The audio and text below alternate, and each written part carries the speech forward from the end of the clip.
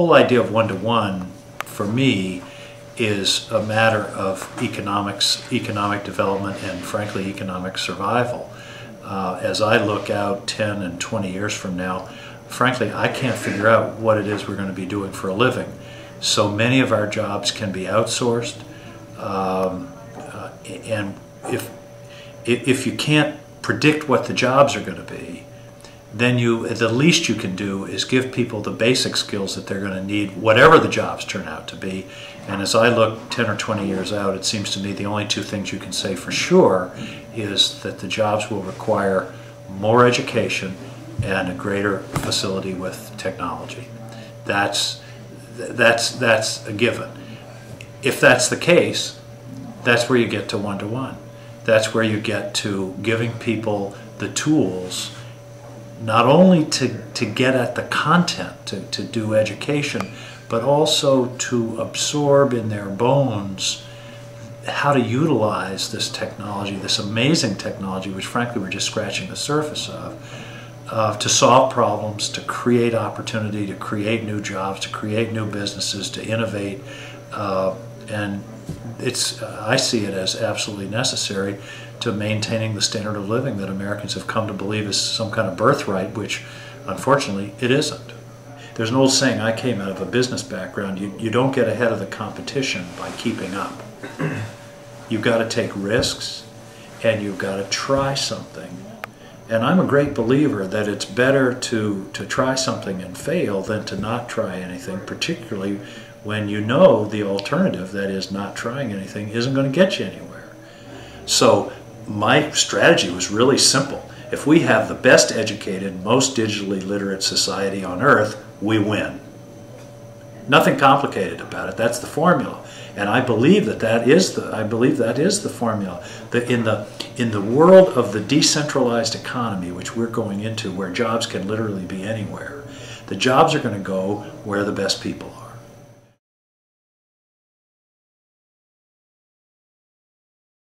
Innovation is our American edge. There's something in our culture and our history that has allowed us to be tremendous innovators. But innovation quite often comes at the intersection of education and technology. And in the future, that's going to be even more true. And the people who are the innovators are people that they're going to have a comfort level and a familiarity with both the world of education and the world of technology.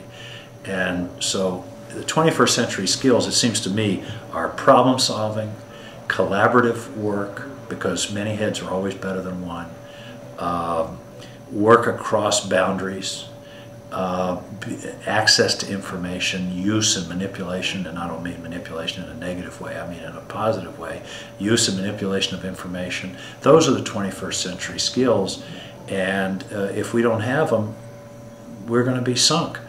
I mean, we have come face to face with the reality that America being #1 is not written in the stars. Times change, and there are no guarantees in this world. And we've enjoyed the unprecedented economic success in the last 50 years, 60 years since the end of World War II. And we're sort of like the kid that was born on third base and thinks he hit a triple. You know, it's in some ways it's been given to us. And in order to hold on to it and maintain it, because there are a lot of smart people in the world that want to take it away from us, we've got to be smarter and more adept and quicker and more innovative in order to hold on to that, because there aren't any real other advantages. Natural resources no longer are an advantage, or capital can move anywhere in the world. It's all those things. It's our brain power that's the key. And that takes you right back to the education process, and it takes you right back to having the best tools. And next to the teacher, this laptop's a pretty good tool.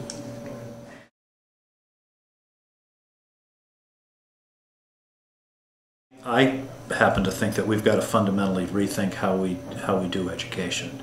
The model of education for the last 1,000 years has been a smart person goes to school, learns a lot of content, and then goes into the school and regurgitates that content and dumps that into the heads of the kids. In other words, it's a content conveying process. That's what education, that's what we all experienced. Thomas Jefferson was the last person that could know everything.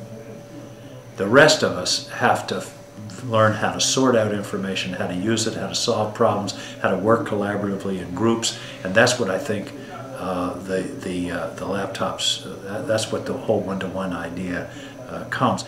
If I came to your school board and said, I've got a new device for education, and it can do word processing, it can draw, it can do math, it's called a pencil.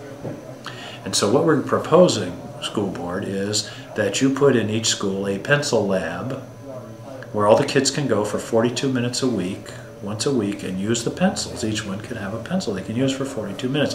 And maybe if we get a little more money next year from the legislature, we'll have 1 or 2 pencils in each classroom and the kids can share them. What kind of nonsense is that? And yet, you know, that's what everybody's saying, oh yeah, well, we'll have this computer lab.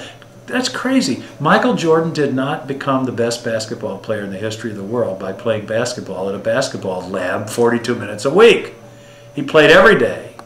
He shot into the night. The ball became an extension of his arm. And that's how you get good at something. I want to get rid of this division between education and technology. This is education.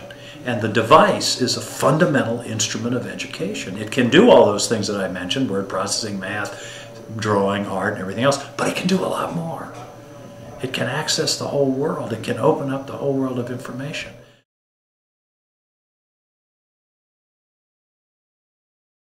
The folks at the University of Southern Maine did a very rigorous study of pre-laptop and post-laptop writing skills and how the kids did in 2001 before the laptop project began, how they did in 2005.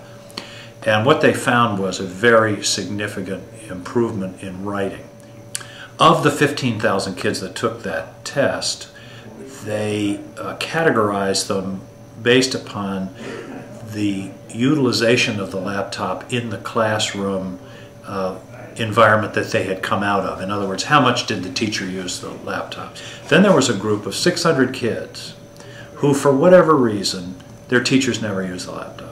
Well, the interesting thing was the kids in the laptop usage, heavy laptop usage category, scored at the proficiency level on the test at more than double the proficiency level score of the non-laptop kids. In other words, we had in our sample a kind of de facto control group who weren't using laptops, and there the results were just stunning. In the education statistic business, if you get 4% improvement, that's a big deal. 10% is an earthquake. This is 110%. I mean, it was really extraordinary.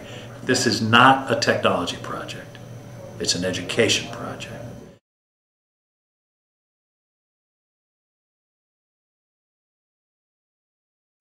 There have been fundamental shifts in economic arrangements throughout history.